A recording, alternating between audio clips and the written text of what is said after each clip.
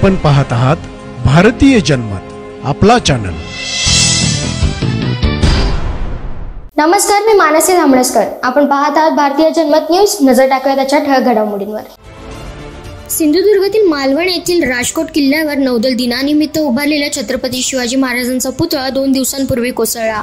या घटनेनंतर राजकारण चांगलंच पेटलं आहे। महाविकास आघाडीचे नेते राजकोट किल्ल्यावर पाहणी दौरा केल्यानंतर भाजपचे खासदार नारायण राणे आणि भाजपचे नेते तिथे पोहोचले। यामुळे 2 तास तणाव निर्माण झाला। महाविकास आघाडीने यावर तीव्र प्रतिक्रिया दिली असून शरद पवार, उद्धव ठाकरे आणि नाना पटोले यांनी पत्रकार परिषद घेतली। महाराष्ट्रात अस्वस्थता वाढली आहे। महिलांवरील अत्याचार आणि भ्रष्टाचार वाढला आहे। राजकोट किल्ल्यावरही छत्रपती शिवाजी महाराजांचा पुतळा कोसळला, हे दुर्दैवी आहे। महायुतीच्या भ्रष्टाचारामुळे हे घडले आहे।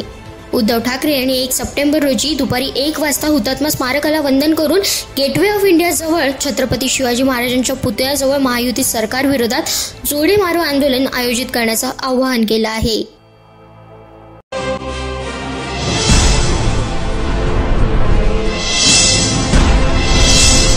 आपण पाहत आहात भारतीय जनमत, आपला चॅनल।